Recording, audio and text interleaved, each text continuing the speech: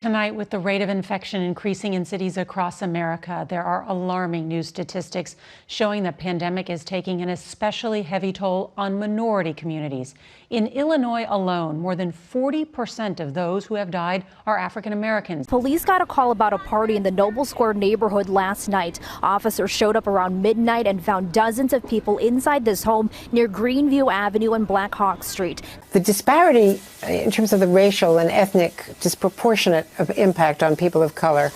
But what can you do in this crisis to help those communities from getting the disease, because they then die at a higher proportion than the rest of the population? Y'all might as well call extra backup. They talking about clear this up. We ain't going nowhere. This our hood. Y'all ain't run nothing down here. Yo, let's go. Gotta clear this up. We ain't going nowhere. Man, don't tell me what to do. This my hood, nigga. This my hood. This my hood, nigga. This my hood, nigga. What the fuck you talking? What this virus has done is taken away the mask, the veneer, pull the sheets off of this myth of equal opportunity in this society. So what is happening is that black folks are getting infected more because they're exposed more. We gonna come back though. We coming back. We coming back. Later, not right now. I bet you we come back. I bet you we do, you bitch. Y'all bitches. It is because of structural racism. She's spraying COVID on people. She's spraying COVID on the camera, man. So what's going on? Well, it's alarming, but it's not surprising that people of color have a greater burden of chronic health conditions. African Americans and Native Americans, develop high blood pressure at much younger ages. We don't care. We out here. We living life.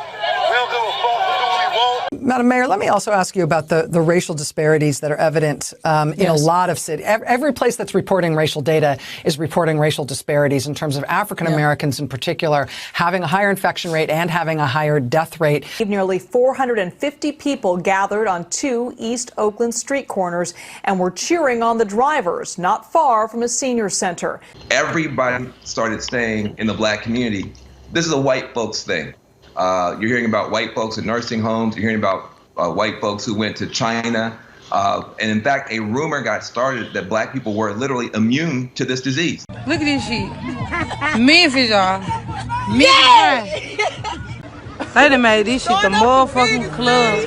You know, early data shows countries and counties in this country have major black populations and Hispanic populations. The coronavirus infection rates in the black communities are 3 times as high as they are in white majority resident communities. We ain't scared of that corona, you know what I'm saying? That's unconscionable and never should happen. You've talked about this and how concerning this is and how upsetting it is and just breathtaking to see these disparities. What's your plan to try to get to the bottom of why it is and how to address it? Yeah, that's how we doing in my city, man. I don't give a fuck about this coronavirus. That's how we celebrate our coronavirus. One thing that every governor can do is to reduce the prison population. You can get people home safely.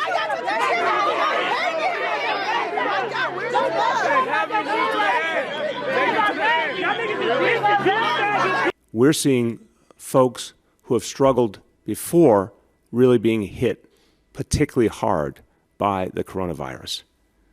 Look, that's a blatant inequality, and we don't accept it. Memphis, they don't get no fuck, y'all.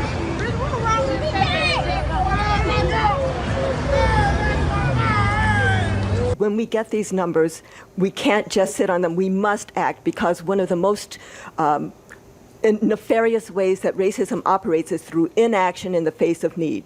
A lot of these bystanders may be very sick in a couple of weeks. This virus is shedding light on the structural racism that still exists and plagues our laws, our institutions, and our culture.